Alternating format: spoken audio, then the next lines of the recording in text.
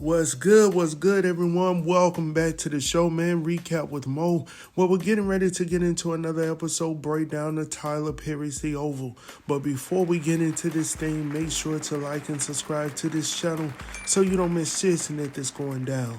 Now, I was supposed to get this out last week, but due to the holiday season, a brother took a break. So I hope that you guys had a fantastic holiday with your family and your friends and all your loved ones, and that we about to get back to business, all right, which is these recaps and reviews. So, going in a second is season 6, not season 6, damn, it's been a long time.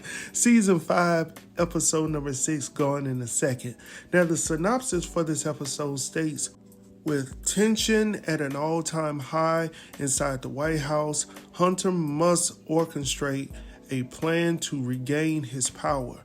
Elsewhere, Jason is formulating a way to escape the compound. Now that we got that out of the way, let's go ahead and get into this thing. All right, so we kicked this off where we left off with Daikon continuing to question Jason about his true identity. Now, when we left off on the previous episode, Daikon was asking him about who he was, what was his name, and then he says, "You're the president's son. I've seen your picture before." Whoop, whoop, whoop. Now, Mike Jones. Mike Jones tells him, "No, I'm not the president's son. I'm trying to tell you, I'm not. Like, you simply gotta believe me. I'm not the president's son." So anyhow, Daikon is not believing it. He says, "Look, man, let's go ahead and go over here to the Highest's trailer to find out what's really going down." So anyhow, when he gets to the Highest's trailer, he goes on with this BS story telling him, I was out in the woods with my uncle. My uncle is looking for me, and, I really need to get back to him. Actually, I need to make a phone call. Daikon tells the Highest that he needs to go to the trailer to do a little bit of research, and then he'll get back to him. So the Highest is like, "Okay, cool, go ahead and handle that." While he's sitting in there, Mike Jones. Mike Jones tells the Highest that, "Hey, man, I really need to make a phone call." And of course, the Highest is like, "Well, I'm sorry to tell you, there aren't any phones here. Like, unless you're a part of the Rockaducci, and you get down with the get down. That's the only way you're going to be able to make a call in there. I'm sorry to tell you, Jason, a.k.a. Mike Jones." So anyhow, going on from there, we head over to the White House where we see Cal and Donald coming in to check in on the president. When they come in, he's unconscious. And, Victoria comes in right after them. And Donald was like, "What did you do?" And she was like, "Hold on, what are you talking about? Nothing is wrong with him." He was like, "Yeah, he's unconscious. Like, what did you do to him?" And she was like, "Shit, ain't nothing wrong with that, man." She walks over there, smacked the hell out of him. And he went... Oh, my gosh. And he wakes up, of course. And he was like, "What the hell?" And she was like, "See, ain't nothing wrong with this. Ain't nothing wrong with old boy." So anyhow, going on from there... long story short, they pretty much tell this man that, "Look, man, you took some bad stuff. And you just going to have to deal with the consequences." Of course, Hunter is like, "Where in the hell is Alonzo? Because he was the one that gave me the bad stuff." You know what I'm saying? So they were like, "Look, don't blame him." Well, not they, but Victoria's like, "No, you can't blame him. He wasn't the one that did it." And of course, Hunter ain't trying to hear that. He was like, "No, I need to speak to Alonzo." So anyhow, Victoria's like, "Look, I'm just going to go downstairs and I'm going to talk to the president." And Hunter is like, "What the hell you mean? You going down to see the president? I'm the president." She was like, "No, you must have really bumped your head and done something to yourself when you were on that bad stuff, because you must have forgot. Eli is now the president." Hunter turns and looks at Donald and Kyle like they can help him in this situation. But bro, you were the one that took the bad stuff. Now you blaming Alonzo, you blaming Victoria, even though, I don't really blame you for blaming Victoria, but you blaming every daggone body except for yourself. All right. So he's steadily trying to get up out of the bed. Victoria's like, "Man, you can't go nowhere. You got a bag attached to yourself, due to your kidney failure."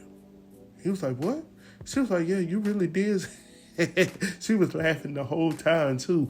Like, you did a number on yourself. So anyhow, From there, we head over to Richard's crib. Now, we see Richard and Sam sitting down having a bowl of cereal.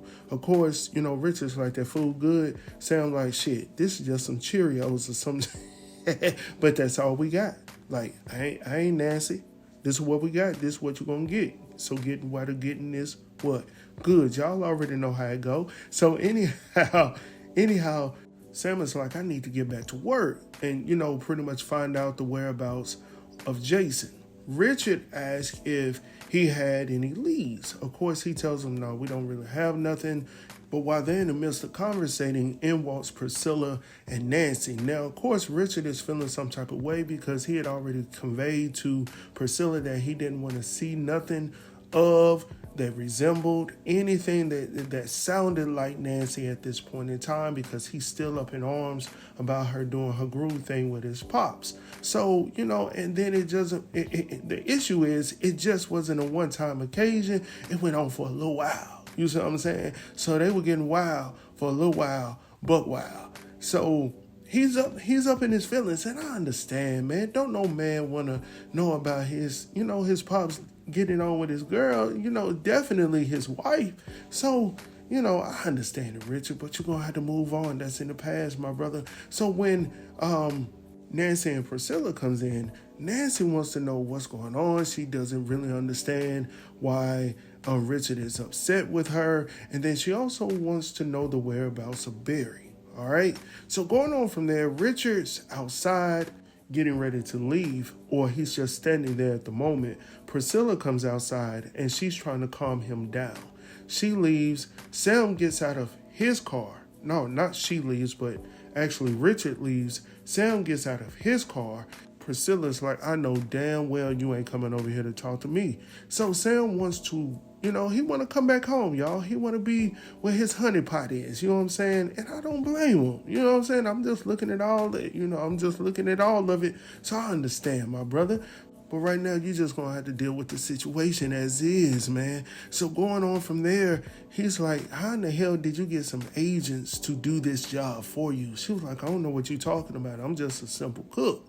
He was like, look, I could tell by the way they were standing. I could tell by what the shoes they were wearing, yada, yada, yada. And she was like, look, I don't even know what you're talking about, bro. But what you need to do is move the hell up out of my space. As a matter of fact, you can stand right here while I run over your ass. And I was like, hold on, wait a minute, Priscilla. Like, she's showing no love right now for Sam. And Sam is feeling some type of way about it. So anyhow, back at the White House, we see Bobby and Max. Now, Max is trying to get Bobby to go down to search for Simone in the VP's bunker downstairs, right? And, in walks Priscilla. Now, while they're talking, Priscilla walks in. She tells Bobby that she wants to sit down and talk with him. He was like, well, shit, I'm at work right now. There's nothing I can really do. She was like, well, I know that already, but I'm not talking about right now. I'm talking about later on. And she was like, look, I'll just text you and let you know when we can link up. So when she leaves, Bobby is like, I don't want to hear no words from you, Max. I don't want to hear nothing. Max is like, so you want that real thing. You want a greasy and skeezy. That's what you want right now. But as we all know, Bobby is still salty about the other night because he done got all dressed up. Priscilla done came in with her whole Pepto-Bismol fine-ass outfit on. So everything was good and the vibe was right and everything was good, but she just couldn't give in. And I understand she's a married woman, so, I don't condone I don't do that there. But, if she was a single woman, I might be like, oh, you do what you do. But, I understand why he's upset because I thought it was going down and it just didn't happen. You see what I'm saying? So anyhow, going on from there, we see Victoria. Now, Victoria comes in and she sees Bobby and Max, and she was like, okay, is he in there? Talking about Eli. They was like, yeah, he's in there. And she was like, well, y'all gonna let me in? They were like, oh, yeah, we'll let you in. Really what they want to know is why your ass there. Like, we already know something ain't right. We know something ain't ticking right. And in the meantime, we're trying to keep the bomb from going off. That's really what we're trying to do. But we already know you about to go in there and figure out what you need to do. So, of course, Max goes ahead and he lets her in. So going on from there, as Victoria is coming in to see the VP, Eli, while she's in the Oval Office, Max tells Bobby to go ahead and go search for Simone down in his bunker. And Bobby, of course, leaves. So as he's leaving, the next thing we see is Victoria having a conversation with Eli. Eli is so damn glad to see Victoria because she's looking good, she's looking tasty, and Eli is trying his hardest not to place his hands on Victoria. But of course, she wants to be held and she wants to be caressed. So she comes up and she's like, give me a kiss. He was like, look, haven't we already learned our lesson already from the situation that just happened a few hours ago? You know, when your husband came in, and she was like, look, he don't even remember nothing. He's actually out of it. So she doesn't know everything that's going on upstairs at this moment. What she does know is that right now, her husband is not able to move. He's not mobile. All right. Currently, that is his state.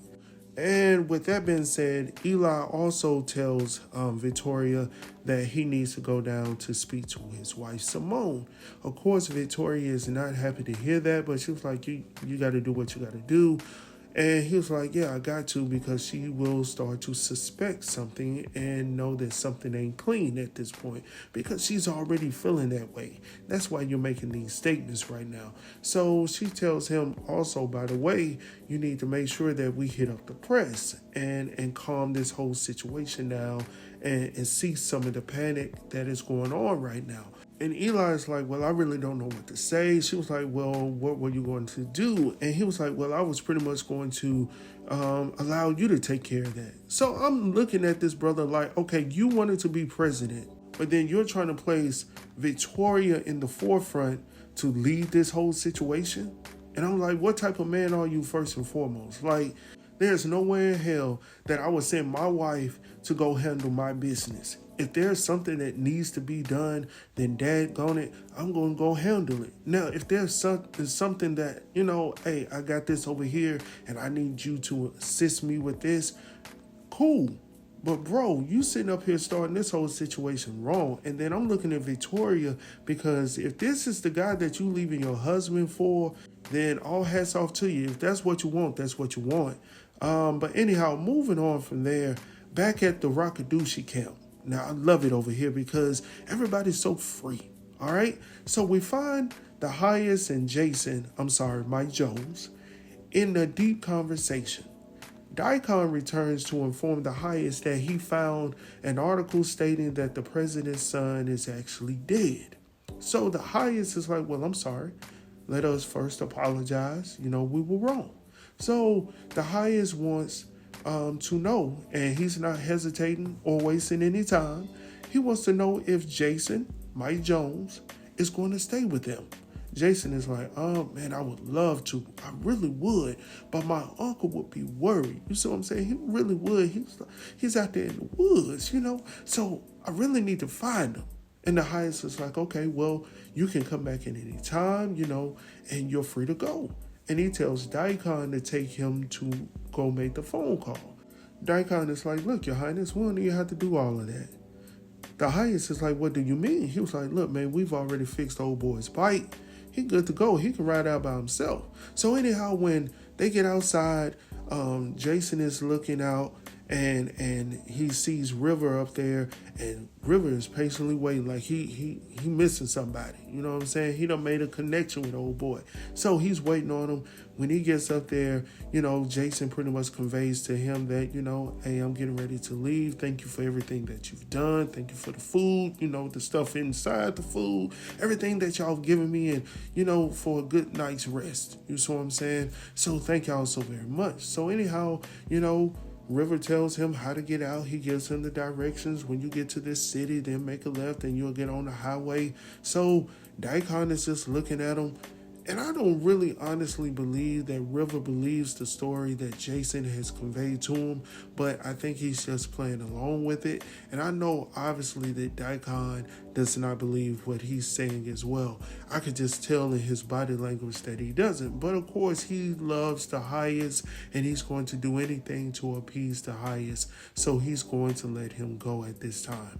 So River's like, look, I can't believe that he allowed him to leave.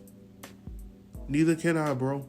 I'm at a loss for words. So anyhow, next we see Alan calling Dale to check in with him to see if he was able to pick up the package and could he just, chill out a little bit.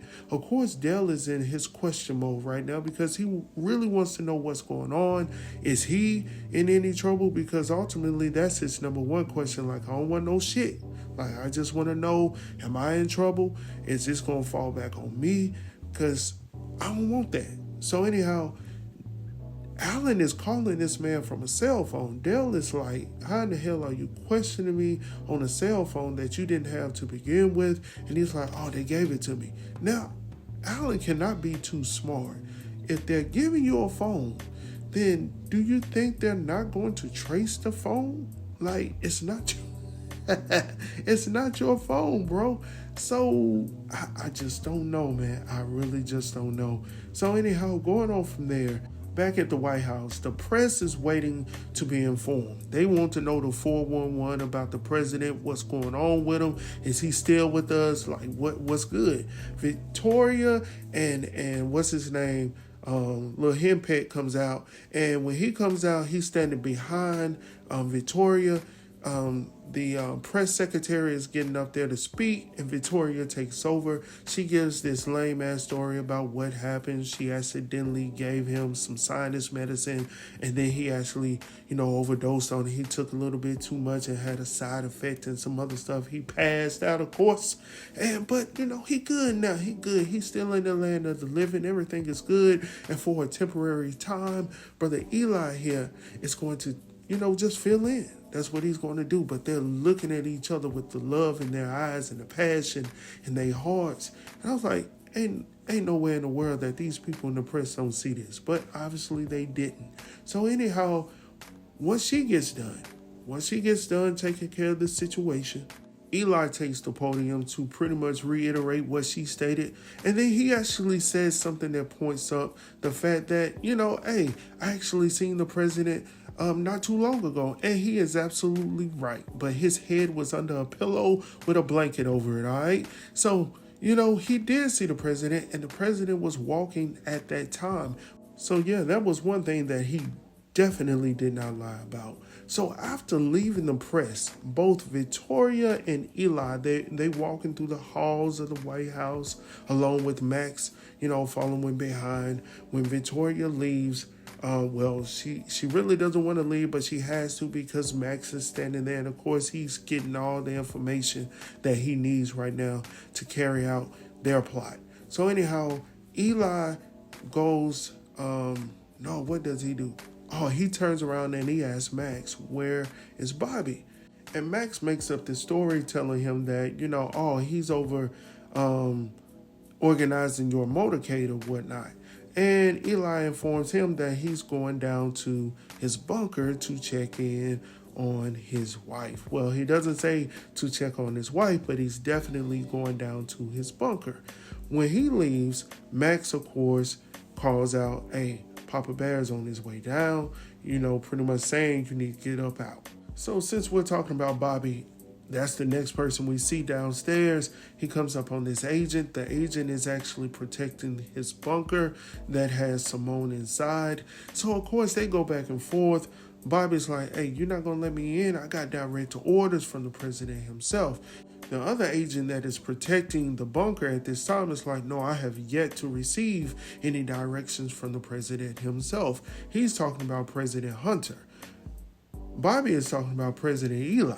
And he was like, no, the vice president has been sworn in, and I have direct information that I need to come down here and check out his bunker because now we need to get all this information going in the direction of Eli. So we need him to find out everything. We need to check in on everything.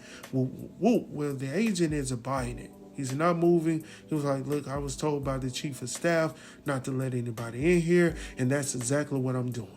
So Bobby's like, okay, so you want to play hardball. And the agent is looking at him like, okay, what we about to do? So Bobby gets on his little wristband, starts to tell old boy, hey, so he ain't let me in, boss. So, you gonna handle it? Oh, okay. Well, if he gonna handle it, I'm good.